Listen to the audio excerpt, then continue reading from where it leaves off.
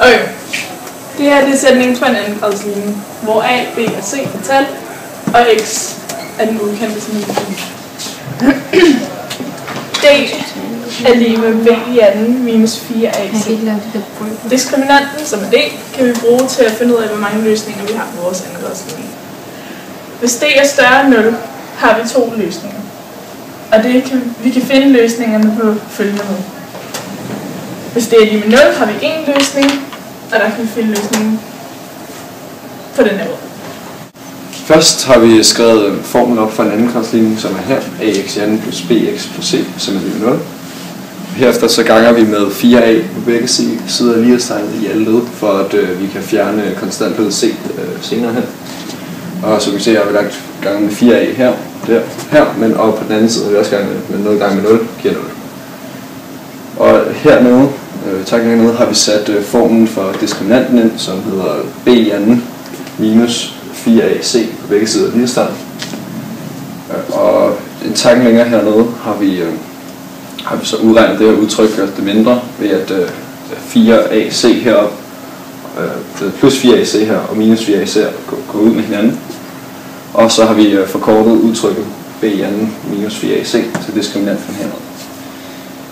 Og i det næste step har vi så ganget den her ud, så vi gør os klar til at lave en kvadratsætning, hvor det her er lige med det her, og så altså 2ax, og det hele i anden plus b i anden plus abx giver diskriminanten.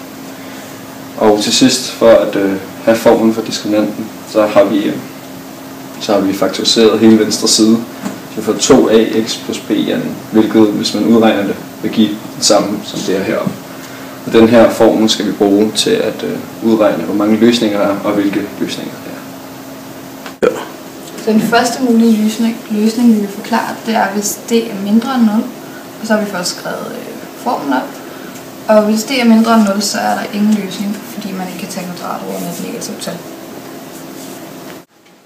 Nu vil jeg vise, hvad de mulige løsninger er, når diskriminanten er lige med 0. Når diskriminanten er lige med 0, er der en løsning. Det kan vi se på følgende måde. Det her er lige med 0. Jeg starter med at reducere eller fjerne parenteserne, og det i anden vil jeg sige kvadratroden af både det på den ene side og det på den anden side. Hvis jeg siger kvadratroden af det her, så bliver det bare 2ax plus b. Kvadratroden af 0 er 0, fordi 0 gange 0. Så skal jeg bare reducere. Så jeg siger minus b på begge sider, så b kommer over på den her side. Så der sidste vil jeg dividere med 2a på begge sider. Så det ender med at blive x er lige med minus b over 2 i anden. Og det er så vores svar, vores enige løsning. Ja, så det sidste bevis, vi vil bevise, det er, at når d er større end 0, så er der 2 løsninger. Yes. Og vi starter med at indsætte vores d-værdi, som vi kender fra før. Og så ganger vi parenteserne ud ved at tage kvadratroden på begge sider.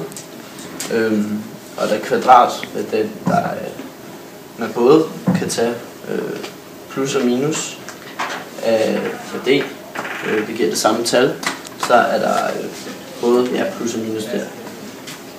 Det næste vi gør er, at vi rykker b over på den anden side af lighedstegnet, så der står kvadratroden af d plus minus b. Og så til sidst hernede, så dividerer vi med 2a, som altså viser, at x er lig med plus minus d minus b divideret med 2.